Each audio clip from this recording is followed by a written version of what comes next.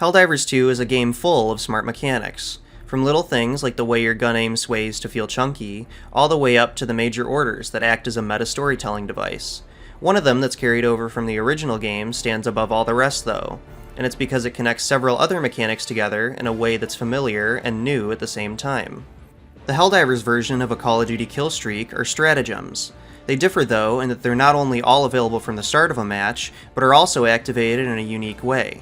Like your favorite song in a rhythm game, Stratagems are activated by pressing a series of buttons in the correct order. As you gain access to more advanced and deadly stratagems, the button combos become more advanced and deadly in turn. This bakes in complexity and a sort of difficulty curve to the later stratagems without making them more complicated or situational to use.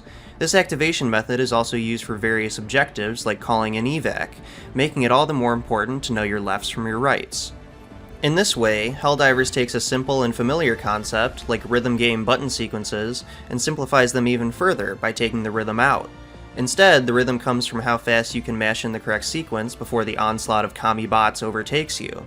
And messing up a sequence doesn't waste a stratagem, but merely starts you back at the beginning of the sequence.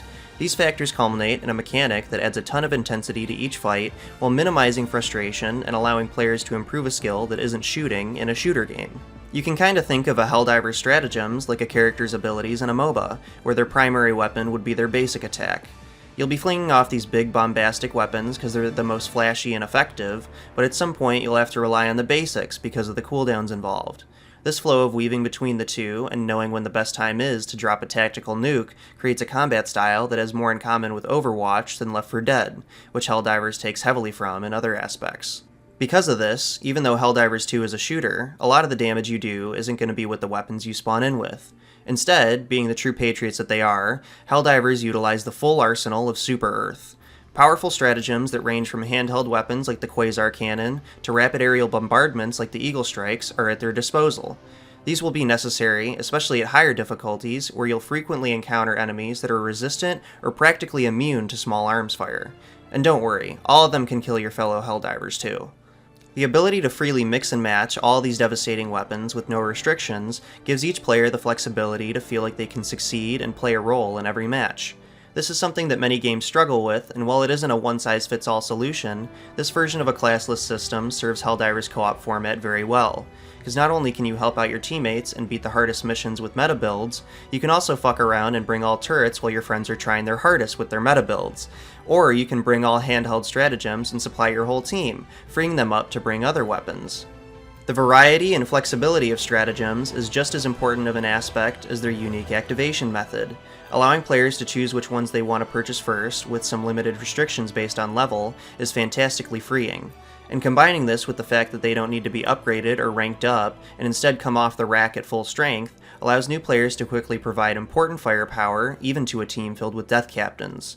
Another aspect of stratagems that makes fresh recruits more useful is how they're utilized within Helldivers' respawn system. When you drop into a game to purge some enemies of democracy, you'll come down in a hell pod, and then you'll die. Don't worry though, when you do, your fellow Helldivers can call you right back in with, you guessed it, a stratagem. This places the responsibility of respawns on your teammates, rather than the game itself through a cooldown timer or some other method. And while in other games this might seem like a recipe for toxicity, the simplicity of the activation method and a few unique tweaks make reinforcements anything but. Like how reinforce can be used at any time and never goes on cooldown. This removes the burden of waiting to get back into the action that's present in many co-op and battle royale shooters. The only limits are how fast your teammate can slam in the combo, and your total reinforce is left for the current mission, which is another important point in that reinforce can only be used so many times in a given mission.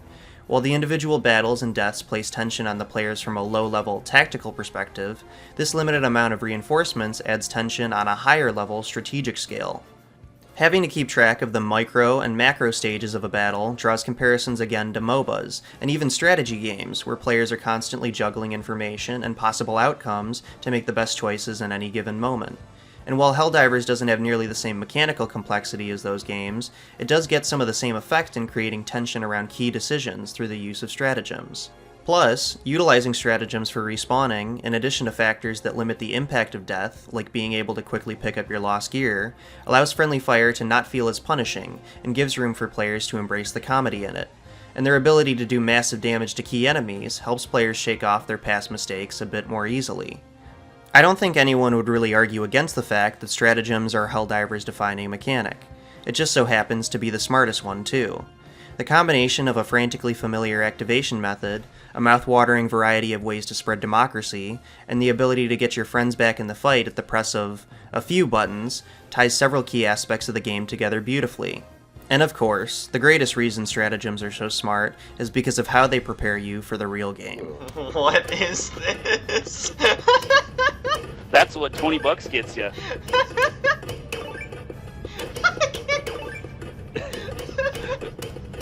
This is so fucking